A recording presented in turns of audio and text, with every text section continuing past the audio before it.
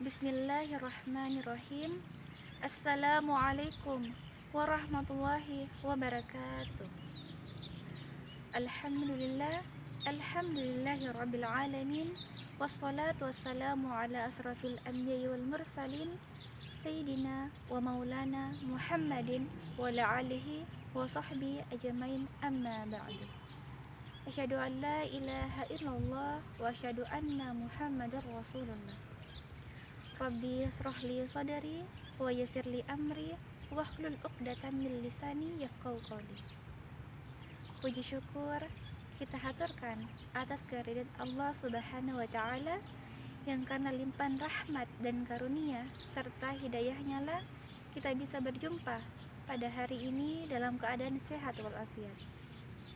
Dan tak lupa salawat serta salam tetap tercurah kepada baginda Nabi besar Muhammad sallallahu alaihi wasallam, sang suri teladan kita, juga kepada para keluarga, para sahabat dan para pengikutnya yang insya Allah diistiqomahkan hingga akhir hayat. Muslimin wal muslimat rahimakumullah. Pada dasarnya kita sebagai manusia menginginkan agar amal yang kita perbuat senantiasa diterima oleh Allah Subhanahu wa taala dengan sempurna.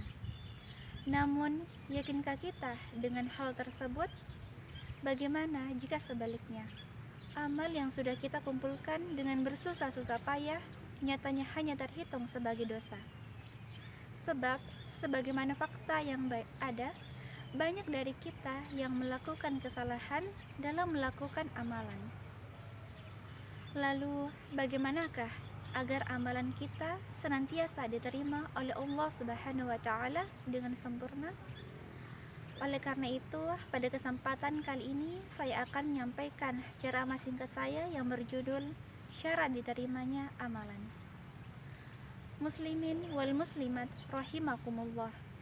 Berbicara mengenai amalan, maka dalam hal ini terdapat dua jenis amalan, yaitu amalan baik dan amalan buruk.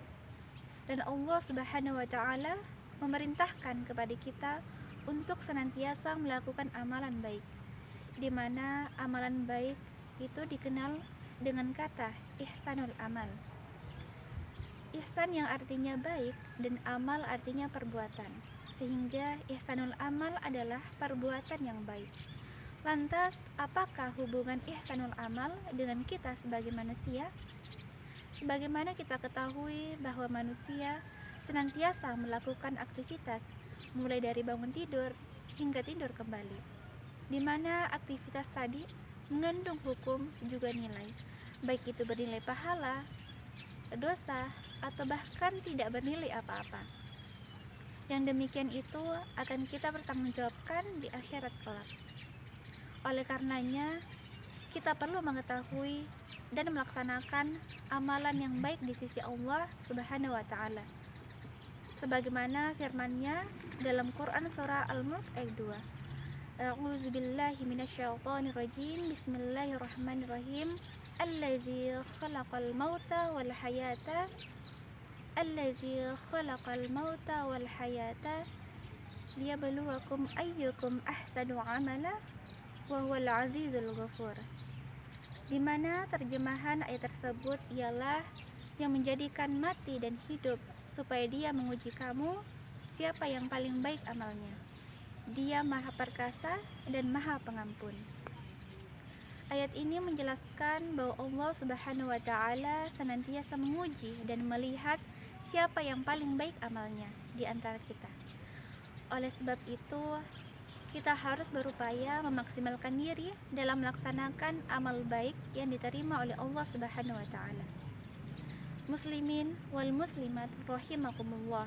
Untuk itu ada dua syarat diterimanya amalan, yaitu yang pertama, ikhlas lillahi ta'ala, yaitu di mana segala sesuatu yang kita lakukan haruslah semata-mata kita niatkan hanya untuk Allah Subhanahu wa taala, agar kita mendapatkan ridho dan pahala di sisinya. Sebab seluruh amalan itu sangat tergantung pada motivasi hati dan niat kita. Sebagaimana dikatakan dalam hadis riwayat Imam Al-Bukhari bahwasanya Rasulullah Shallallahu alaihi wasallam bersabda, "Innamal a'malu binniyat wa innamal likumri'i ma nawah." Yang artinya sesungguhnya segala amalan itu tergantung niat dan segala urusan sesuai dengan apa yang diniatkan. Hadis tersebut mengingatkan kita bahwa ketika kita berniat melakukan sesuatu hanya karena Allah, maka kita akan mendapatkan pahala. Namun jika hanya karena ingin mendapatkan pujian dari manusia, maka kita tidak akan mendapatkan apa-apa selain apa yang kita niatkan. Juga salah satu sahabat, yaitu Al-Fudail bin Iyad, juga pernah berkata bahwa meninggalkan amalan karena manusia adalah riya, sedangkan beramal karena manusia adalah syirik. Untuk itu, kita harus senantiasa memperhatikan niat-niat kita, jangan sampai kita melakukan sesuatu bukan karena Allah. Sebab itu hanya akan bernilai sia-sia. Muslimin wal muslimat rahimakumullah. Syarat yang kedua yaitu cara yang benar. Yaitu yang dimaksud adalah bahwa segala sesuatu yang kita lakukan harus berlandaskan pada hukum syara, yaitu Al-Quran dan As-Sunnah. Sebagaimana dalam hadis yang diriwayatkan oleh Bukhari dan Muslim bahwa Rasulullah Shallallahu alaihi wasallam bersabda, "Man ahdasa fi amrina hadza ma laysa minhu fahuwa raddun."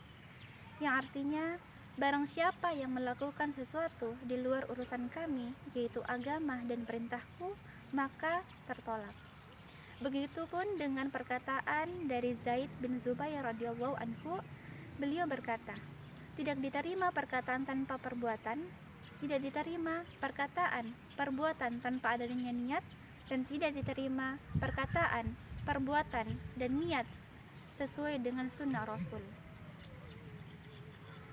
Dalam hal ini, kita diperintahkan untuk melakukan segala amalan sesuai dengan apa yang diperintahkan dalam Al-Quran dan As-Sunnah.